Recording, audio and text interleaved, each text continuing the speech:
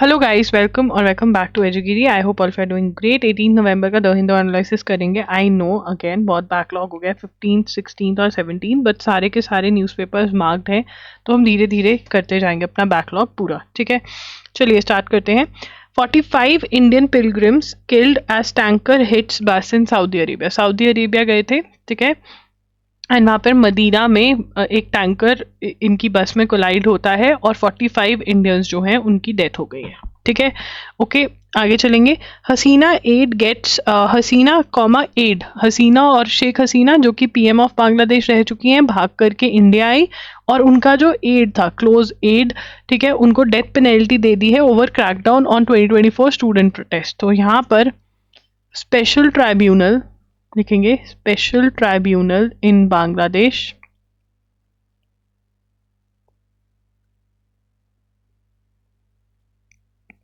sentenced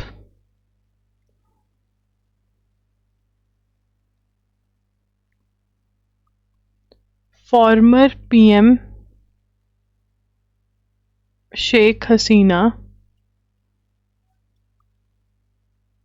and former Home Minister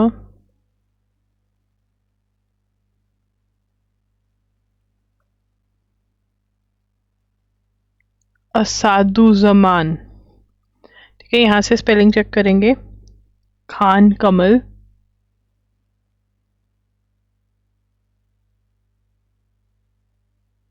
to death. ठीक है ना, उनको डेथ सेंटेंस मिल गई। Special tribunal in Bangladesh sentence former PM Sheikh Hasina and former prime minister home minister, ठीक है, टू डेथ। ठीक है, और इनको क्या गिल्टी है? What is the offence? Guilty of crimes against humanity during the state of crackdown in a student uprising. ठीक है ना, crackdown on a student uprising. तो बेसिकली हुआ क्या था? प्रोटेस्ट हुई थी, रिजर्वेशन को लेकर स्टूडेंट्स प्रोटेस्ट कर रहे थे, इन्होंने उसके ऊपर क्रैकडाउन, गोलियां ये सब कर चलवा दी। तो ठीक है ना, तो इसीलिए इनको डेथ सेंटेंस मिली है। और ये इंटरनेशनल, किसने वर्डिक्ट किया? कोर्ट का क्या नाम है? International crimes tribunal 1। अब ये दोनों जो हैं they are in exile, India में है। ठीक है ना, both in exile in India. ठीक है, और अब ये चैलेंज भी नहीं कर सकते इसको, क्योंकि चैलेंज करने के लिए इनको इंडिया से बाहर जाकर वहाँ जाना पड़ेगा, पर ये लोग जाएंगे ही नहीं। तो 2024 के केस में शेख हसीना और फॉर्मर होम मिनिस्टर असादुज़मान खान कमल को डेथ सेंटेंस कर दी है। किसने? इंटरनेशनल क्राइम्स ट्रिब्यूनल 1 ने। ठीक है, a constitution bench of supreme court of India headed by chief justice of India recently linked the sense of stagnation in the subordinate judiciary service to prolong litigation.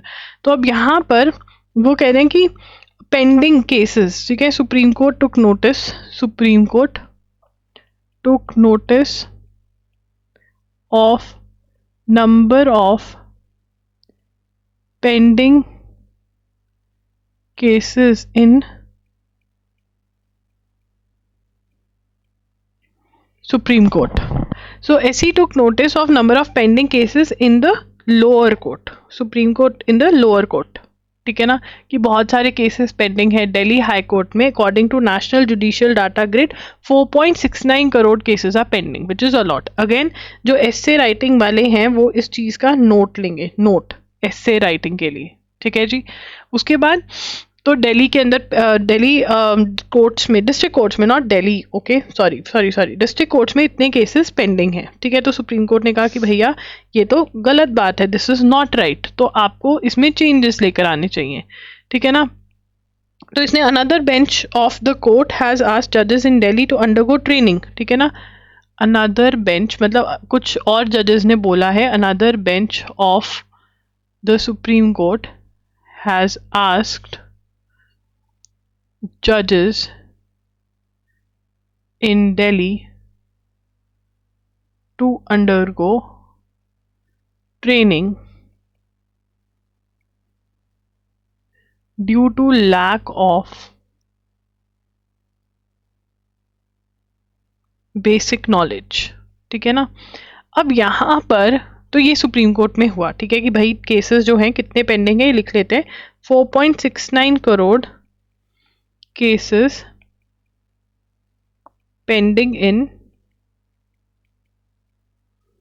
District court, ठीक है। The code of civil procedure and civil rules of practice contemplate procedures to be followed by courts in India. अब यहाँ पर ना ये बता रहे हैं, रीजंस बता रहे हैं कि क्यों भाई, क्यों इतने केसेस पेंडिंग है। वो कह रहे हैं कि प्रोसीजर जो है वो बहुत लॉन्ग है, ठीक है, और मोर ओवर जो जजेस बैठे हैं डिस्ट्रिक्ट कोर्ट में उनको क्लेरिकल वर्क करना पड़ता है, जो क्लर्क का काम है, समन इश्यू करना, वकालतनामा रिसीव करना, ये सब क्लेरिकल काम करना पड़ता है, तो उनके लिए मेन काम के लिए टाइम ही नहीं बच पाता है, ठीक है। तो वो आइडिया दे रहे हैं कि इस काम के लिए कोई और अपॉइंट करो ताकि जो मेन जज है वो मेन चीज़ों पे काम फोकस कर सकें, ठीक है। फिर वो बोल रहे हैं कि लॉयर्स जो एक्सपीरियंस है उनको अपॉइंट करो रादर देन जो नहीं एक्सपीरियंस है उनको मत अपॉइंट करो, ठीक है। या फिर वो कह रहे हैं कि कुछ लॉज हैं जो ऐसे हैं जो जल्दी जल्दी नहीं होते, जैसे कूलिंग ऑफ पीरियड 6 मंथ है मैरिज वाले केसेस के अंदर, तो वो जल्दी डिसाइड ही नहीं होंगे। मीडिएशन है कुछ कुछ केसेस में, वो जल्दी डिसाइड ही नहीं हो सकते, तो लॉज के अंदर भी चेंजेस लाने चाहिए। अब जिन जिन का एस्से राइटिंग है प्लीज़ वो ये वाला आर्टिकल जो है इसकी हेडिंग डाल करके ज़रूर पढ़ लें ऑनलाइन, ठीक है। द 27th अमेंडमेंट, तो 27th अमेंडमेंट जो पाकिस्तान में हुई है वो बहुत ज़्यादा डिस्कस हो रही है, तो आज इसके अच्छे से नोट्स बनाएंगे। 27th अमेंडमेंट to Pakistan's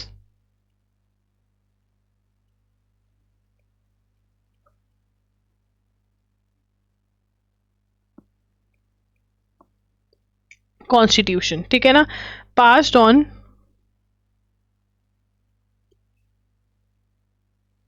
ठीक है ना। अब ये क्या कह रहे हैं कि देखो ये जो 27th अमेंडमेंट पाकिस्तान की कॉन्स्टिट्यूशन को हुई है, व्हाट इज अमेंडमेंट चेंज, ठीक है, ये जो अमेंडमेंट हुई है ये बहुत ही इंपॉर्टेंट चेंज है। बट वो कह रहे हैं कि वहाँ पर हमें पता है कि मिलिट्री का रूल चलता है, बट हमें कहा जाता है कि वहाँ डेमोक्रेसी है, बट एक्चुअल में मिलिट्री जो कहती है वही होता है, ठीक है ना।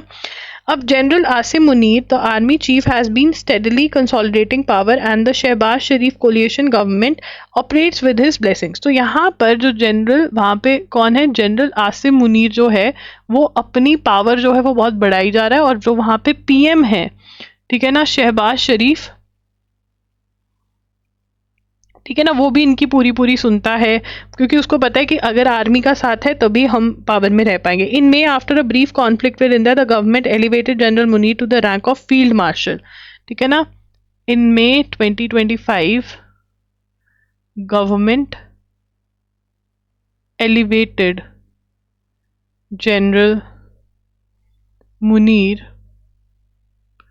To rank of Field Marshal, and he's the second 5-star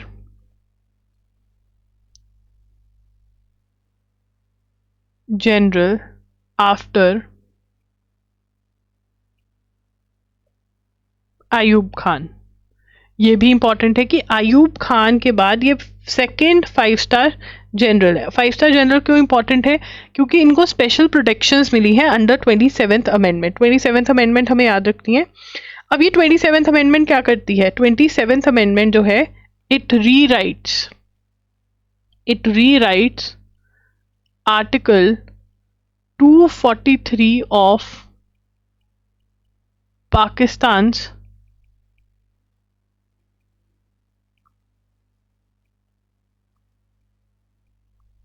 constitution, introducing a post, ठीक है। अब इसमें क्या किया है, आर्टिकल 243 को अमेंड किया है, चेंज किया है। क्या किया सबसे पहले, इंट्रोड्यूसिंग अ पोस्ट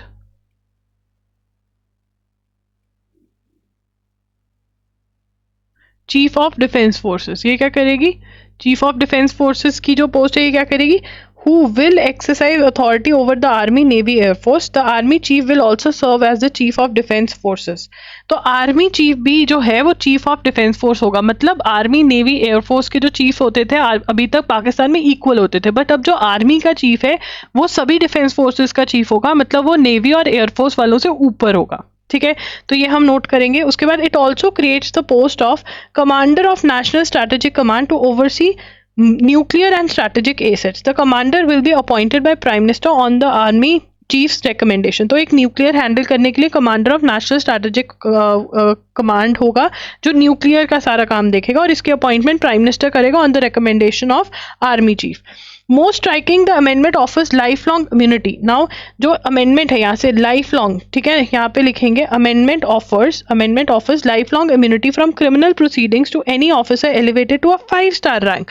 तो जो आसिफ मुनीर है वो 5 स्टार रैंक पे हो गया, तो उसको लाइफ लॉन्ग इम्यूनिटी है, और प्रेसिडेंट की भी लाइफ लॉन्ग इम्यूनिटी है, क्रिमिनल प्रोसीडिंग नहीं हो सकती, ये भी नोट करेंगे। 5 star officers will remain in uniform for life and can be removed only through an impeachment like process. Removal like process होगा तब वो रिमूव होंगे, नहीं तो वो हमेशा उनकी यूनिफॉर्म में रहेंगे, मतलब उनको सारी पावर्स और सब कुछ उनके पास रहेंगी। The amendment also strips the supreme court of its power.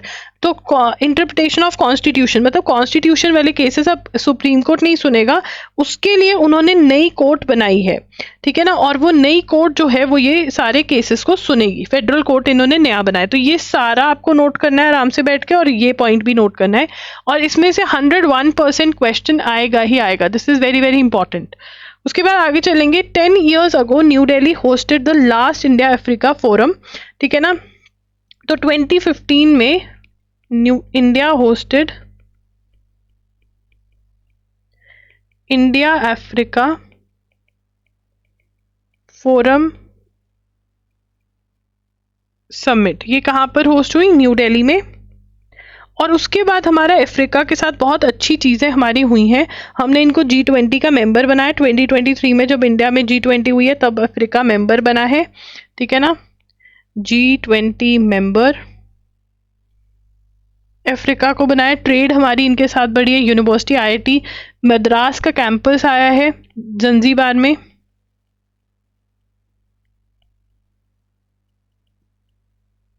ठीक है। अब आगे चलेंगे। For 46 years after the Supreme Court acquitted 2 policemen in custodian rape, तो यहाँ पर महाराष्ट्र के अंदर रेप किया। कस्टोडियन मतलब लड़की पुलिस की कस्टडी में थी, और वहाँ पर वो कांस्टेबल ने रेप किया लड़की का, और कहा कि ये कंसेंचुअल था क्योंकि कोई भी फिजिकल इंजरी के निशान नहीं आए, ठीक है ना।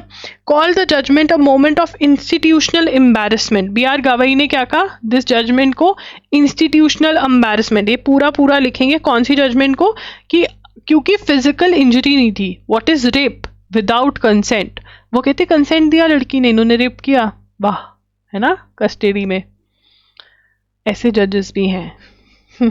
पैसा खा, इससे पता चलता है ना। अब यहाँ पे कोई बात नहीं करेगा कि यहाँ पे पैसा खिलाया होगा, कोई भी जज सबको बताए क्या सही है, ठीक है ना। इतना तो एक आप ना जज भी जिसने लॉ नहीं भी पढ़ी होगी, प्रैक्टिस नहीं भी करी होगी, उसको भी बिठा दोगे तो उसको भी पता है।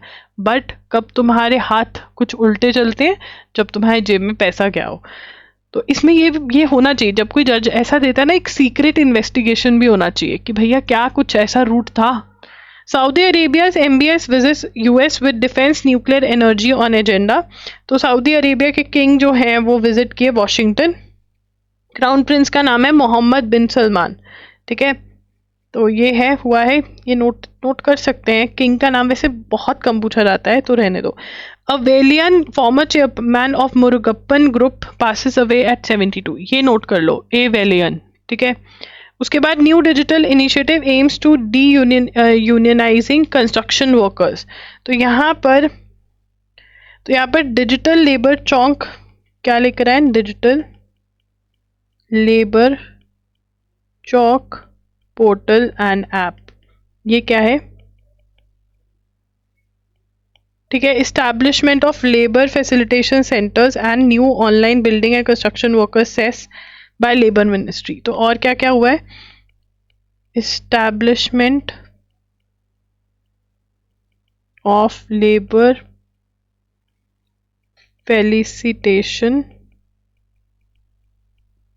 centers and the new online building and construction workers cess collection portal by Union Labor ministry. तो ये सारा बनाया है। Such schemes are being implemented without consultation, तो इस पे प्रोटेस्ट हो रही है कि बिना कंसल्टेशन के ये कर रहे हैं, इस पे पूछा जाना चाहिए। तो हमें पता होना चाहिए कि ये सब इनिशिएटिव लेबर के लिए लेकर आ रहे हैं यूनियन लेबर मिनिस्ट्री, इतना पता होना चाहिए बस, ठीक है।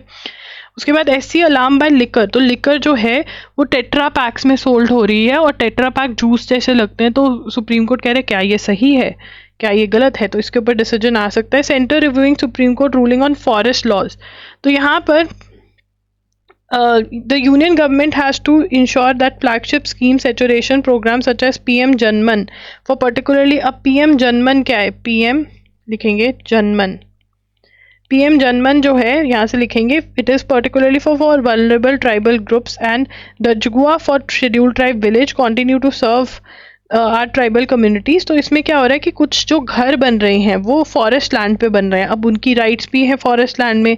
Supreme court order that noted a conflict between forest rights and forest conservation act which came in a case where PVTG villagers in Madhya Pradesh बिनेगा trying to build PM Awas sanction homes on forest land. तो वो कह रहे हैं ऐसा भी नहीं होना चाहिए कि स्कीम के चक्कर में फॉरेस्ट वो हो, इनकी राइट भी खराब नहीं होनी चाहिए, ठीक है। तो वो देख रहे हैं कि क्या होगा। उसके बाद centre hikes print ad rates, तो जो गवर्नमेंट एड्स होती हैं, ठीक है, उसके रेट्स बढ़ा दिए। Information and broadcasting ministry has approved a 26% increase in the rates for advertisements in print media, ठीक है ना। जो गवर्नमेंट की जो ये एडवर्टीजमेंट्स गवर्नमेंट देता है उसके लिए गवर्नमेंट ने अपने रेट्स जो हैं बढ़ा दिए हैं, ठीक है ना। यहाँ पे लिख लेंगे रेट्स फॉर गवर्नमेंट एडवर्टीजमेंट्स, ठीक है। The government has decided to revise the rates, 26% कर दिया है। और ये कौन डिसाइड करता है, सेंट्रल ब्यूरो ऑफ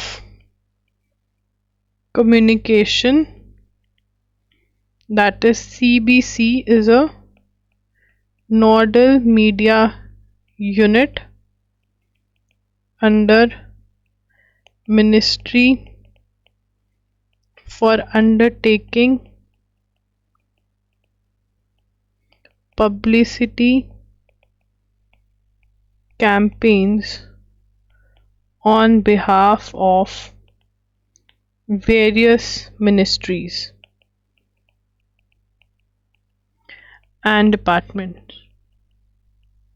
तो बेसिकली ये जो एजेंसी मीडिया एजेंसी ऑर्गेनाइजेशन है which comes under information and broadcasting ministry, ये जो एडवर्टीजमेंट गवर्नमेंट के बिहाफ पे करती है स्कीम्स की और ये सब पब्लिक कैंपेन्स की, तो उसके लिए जो रेट है वो 26% कर दिया जो एडवर्टीजमेंट में, न्यूज़पेपर में, प्रिंट मीडिया में आएगा। Trade impacts of climate action flagged at COP20 As world leaders begin ministerial consultation and seek, अब COP30 बेलम ब्राज़ील में चल रही है, ठीक है। तो वहाँ पे बात करें कि ट्रेड और क्लाइमेट चेंज बहुत ज़्यादा रिलेटेड है और इसी चीज़ पे जो सबसे ज़्यादा बात हो रही है वो CBAM पे भी हो रही है। किस पे हो रही है, CBAM। तो CBAM क्या है, CBAM की फुल फॉर्म है कार्बन बॉर्डर, यहाँ से नोट कर रही हूँ मैं, ठीक है, carbon border adjustment mechanism, CBAM। ये क्या है, यूरोपियन यूनियन का कॉन्सेप्ट है, ठीक है ना। फुल इफेक्ट में set to come into full effect in January 2026, जो कि आ गया है, ठीक है। अब इसमें क्या है, CBAM is a levy that European importers must pay if they buy products from countries whose production emits more carbon dioxide per ton than equivalent goods manufactured within EU। ये लिख लेंगे हम, नोट कर लेंगे। अब इसमें क्या है, मान लो यहाँ पर एक स्टील बन रहा है, ठीक है ना, इंडिया में उसमें पॉल्यूशन स्टील प्रोडक्शन में ज़्यादा हो रहा है, यूरोप में उस पर कम हो रहा है, स्टील प्रोडक्शन सेम में पॉल्यूशन कम हो रहा है। तो ये पर टन के हिसाब से चार्ज करेंगे, एक particular amount of carbon dioxide जो एमिट हो रही है पर टन पे, उसके हिसाब से ये टैक्स लगाएंगे, जिसको ये सीबैम बोल रहे हैं यूरोपियन यूनियन वाले। ठीक है, तो इस चीज़ पे भी बात हुई कोप के अंदर। ऐसी से ग्रैप और एयर क्वालिटी। ठीक है, ग्रैप क्या है? Grab is graded response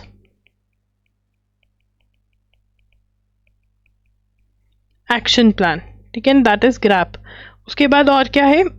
AQI। AQI stands for air quality index. ठीक है, अब दिल्ली की हवा खराब हो रही है तो ग्रैप क्या है कि क्या रिस्पॉन्स है कि भाई अगर इतना AQI आ गया तो हम ये कर देंगे, स्कूल बंद कर देंगे, स्कूल ऑनलाइन हो जाएंगे, इतना हो गया तो कंस्ट्रक्शन वर्क कम कर देंगे, खत्म कर देंगे, ये सब। Court sends air quality index की एयर क्वालिटी कैसी है। कोर्ट ने NIA में भेजा है इस बंदे को। ही इज रेजिडेंट ऑफ, इसका नाम है जसीर बिलाल। ये देखो यहाँ पे लिखा हुआ है, he is an accused in Delhi bomb blast case. NIA को हैज अरेस्टेड की accused in connection with Delhi car bomb blast जो रेड फोर्ट के बाहर हुआ November 10 को, उससे रिलेटेड। तो NIA ये केस हैंडल कर रही है। ठीक है, so guys that's it. But अभी दैट्स इट बोलने से पहले 17th का भी हम कर लेते हैं। NIA arrest aid of suicide bomber in Red Fort case. A week after a car explosion killed 13 people in near Red Fort. NIA ने Sunday, the driver of the car, Umar Nabi, a doctor by profession, was a suicide bomber. The agency has arrested a Kashmiri resident for allegedly conspiring with the doctor to carry out the attack. ठीक है, तो ये भी arrest हुआ है। इसका नाम वाम नहीं बताया इन्होंने अभी। नाबी, डॉक्टर नाबी। ठीक है, तो ठीक है, अभी ये नहीं नोट करेंगे। 3 killed, several feared trapped after UP query collapses. या माइनिंग वगैरह चल रही थी, तो ये जो क्वेरी कोलैप्स हुई है, ठीक है, quarry stone quarry collapsed at Obra in Sonbhadra district of Uttar Pradesh. तो ये हम नोट कर लेंगे, बस इतना सा पार्ट कहाँ पर ये हुआ है। ठीक है, उसके बाद चलेंगे 27 lakh MG NREGA workers out of list एमिड eKYC। ठीक है, eKYC ऑनलाइन, मतलब आपको अपने अटेंडेंस लगानी होती है। अब ये तो कह रहे हैं कि 27 लाख चले गए, बट बहुत लोग जो होते थे ना, खुद काम नहीं करते थे, किसी और को भेज देते थे और मतलब कुछ ऐसा करते। ये काम भी चल रहा था MG नरेगा में, बट eKYC हो रहा है। अभी इस पर और न्यूज़ आएगी तब नोट करेंगे। ठीक है, अब जो मेन आ गया है वो आ गया है digital personal data protection rules आ गए हैं। तो application of digital protection act जो है वो आ गया, मतलब अप्लाई इम्प्लीमेंट हो जाएगा डिजिटल प्रोटेक्शन। अब यहाँ पे राइट टू इन्फॉर्मेशन को भी अमेंड किया गया, राइट टू इन्फॉर्मेशन एक्ट को अमेंड किया गया। कुछ कुछ जो इन्फॉर्मेशन है ऑफिसर्स की वो पब्लिक नहीं होगी, उसको कह रहे हैं कि ये पर्सनल डाटा है। तो इस पर बहुत ज़्यादा प्रोटेस्ट हो रही है। तो देखते हैं क्या होता है आगे। अभी कोई फुल प्रूफ इस पे न्यूज़ नहीं आई है। तो supreme court of India recently issued notice on petition arising from a case in which a woman stands accused of penetrative sexual assault. Penetrative, that is you insert something in something, right? तो अब penetrative sex जो है against a minor boy, तो accused is a woman who has done penetrative sexual assault against a minor boy. तो अब ये कह रहे हैं कि जो पॉक्सो एक्ट है, ठीक है ना, जो पॉक्सो एक्ट है, पॉक्सो एक्ट की full form is very very important. POCSO act की full form is very very important, it was there in the CLAT exam. ठीक है, तो POCSO stands for protection of children from sexual offences. Protection of children from sexual offences act 2012 का ये act है। This is very very important. 2012 का ये act है। And ये क्वेश्चन आ रहा है, is it gender neutral? Yes it is, but क्या फाइनल जजमेंट आ गया है? नहीं, अभी ये नोटिस इशू किया है, पार्टीज को बुलाया कि हाँ इस पे हम केसेस सुनेंगे। ठीक है ना, उसके बाद आगे चलेंगे। Last month when the Chhattisgarh high court upheld the cancellation of community forest rights of घाटभरा विलेज। तो यहाँ पर क्या है कि उन्होंने चैलेंज किया था कि ये हमारा फॉरेस्ट, जो ट्राइबल्स है वो फॉरेस्ट पे डिपेंडेंट है, फॉरेस्ट के अंदर अगर माइनिंग हो रही है वो सही नहीं है, फॉरेस्ट खराब हो रहा है, बट इन्होंने कहा नहीं तुम्हारी ये राइट्स नहीं है, तुम्हें कॉम्पनसेशन दे दी जाएगी। वो कह रहे हैं कि ये तो बहुत गलत है। तो आर्टिकल कह रहा है कि ये तो बहुत ही ज़्यादा गलत चीज़ हुई है। अगेन डिजिटल प्रोटेक्शन, अब हमें ये नोट करने हैं, तो ये इंपॉर्टेंट है। तो क्या गए, digital personal data protection rules आ गए हैं 2025, ठीक है। But notified this week kicking off formation of, ठीक है ना, kicking off formation of data protection board of India, that is DBPI, and the legal framework for safeguarding the data of Indians online, ठीक है ना। तो data जो हमारा है वो सेफगार्ड होगा। DPDP एक्ट पास्ड इन अगस्त 2023, ठीक है ना। रूल्स जो नोटिफाई हुए हैं वो हुए notified on 14th November 2025. Dates are very very important. Rules to apply the act, जो हमारा डाटा, पर्सनल डाटा क्या है, नाम, नंबर, एड्रेस, ये सब प्रोटेक्ट करेंगे। DPDP act is India's data protection law just like other major countries. तो other major countries के क्या है, general data protection regulation Europe का है और पर्सनल डाटा प्रोटेक्शन सिंगापुर का, ये आप नोट करोगे। Like these redeem the act set out baseline of how data fiduciaries, मतलब जो कंपनी डाटा इकट्ठी कर रही है वो कैसे उसको यूज़ करेगी, डिलीट करेगी, कैसे उसका सेफगार्ड करेगी, ये सब चीज़ें उन्होंने बताई हुई हैं। A data protection officer has to be appointed by large firms who will oversee compliance, ये नोट करेंगे। The act also gives the user right to erase, ये सारे पावर्स दिए गए हैं। ये सारा जो है यहाँ से लेकर के यहाँ तक ओनली एस्से वाले नोट करेंगे, बाकी सब जो मैंने दूसरा राउंड में नोट करवाया है वो MCQ वाले करेंगे, ठीक है। China coast guard ship sail through Japan. अब यहाँ पर देखो, जापान की जो नई प्राइम मिनिस्टर आई है उन्होंने बोल दिया कि हम ताइवान के साथ खड़े हैं, अगर चाइना ताइवान को कुछ भी करता है तो हम उसके साथ खड़े हैं। तो अब जापान और चाइना के रिलेशन जो है बड़े ख़राब हो गए हैं, ठीक है। Maduro decries joint exercises by US and Trinidad and Tobago. अब यहाँ पर देखो, वेनेजुएला के अंदर मडूरो जो है ये वेनेजुएला का प्रेसिडेंट है, तो यहाँ पर जॉइंट एक्सरसाइज कर रहा है, पहले लिख लेते हैं, joint exercises by US and Trinidad and Tobago, ठीक है ना, अगेंस्ट वेनेजुएला। अब यहाँ पर क्या दिक्कत है, देखो अब यहाँ पर US क्या कह रहा है कि यहाँ पर ना नार्को ड्रग्स और मतलब ड्रग्स का बहुत ज़्यादा काम हो रहा है वेनेजुएला में, जो US को इफेक्ट कर रहा है। तो हम वेनेजुएला पे अटैक करेंगे या इनकी जो नार्को ड्रग्स का सिस्टम है उसको ख़त्म करेंगे। बट रियलिटी क्या है, Venezuela is an oil rich country. तो अगर यहाँ पर ये अटैक करेंगे, इनको थोड़ा सा भी कब्जा मिल जाता है वेनेजुएला में और ये अपना बंदा बिठा देते हैं, तो वहाँ के ऑयल पे ये कब्जा कर सकते हैं US वाले, ठीक है। लाहौर लॉयर्स प्रोटेस्ट करें 27th अमेंडमेंट के अगेंस्ट, ये हम ऑलरेडी पढ़ चुके हैं 27th अमेंडमेंट, ठीक है ना। तो वहाँ के लॉयर्स और जो जजेस हैं वो रिज़ाइन कर रहे हैं, जजेस रिज़ाइन कर रहे हैं, लॉयर्स प्रोटेस्ट कर रहे हैं। Army setups 3 new garrisons near the strategic Siliguri corridor. तो यहाँ पे हम ये टाइटल लिखेंगे, नोट करेंगे, इसको नोट कर लीजिए। एमिड shifting regional dynamics following regime with Bangladesh concerns over China's growing presence near the vulnerable Siliguri corridor, the Indian Army has reinforced its eastern frontier by establishing 3 new garrison locations.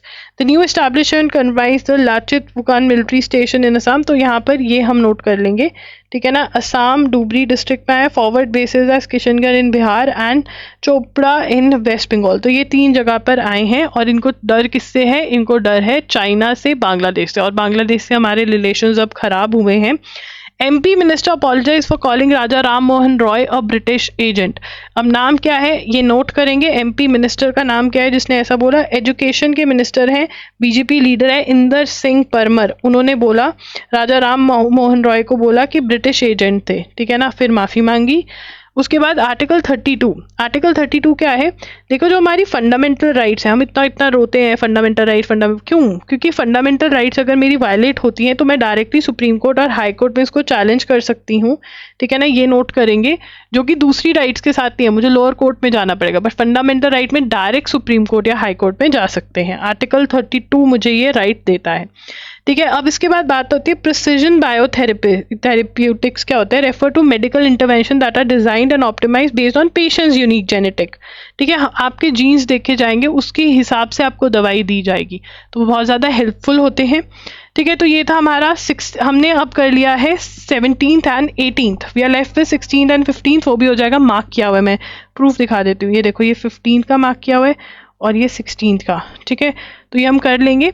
Okay, thank you for watching the video, bye bye and take care. And yes, October part 2 डल चुका है videos में। ठीक है, and October part 3 भी डल जाएगा, तो अक्टूबर ख़त्म हो जाएगा आपका पूरा वीडियो लेक्चर्स में, फिर हम नवंबर डालना स्टार्ट करेंगे वहाँ पे। ठीक है, ओके, बाय, टेक केयर।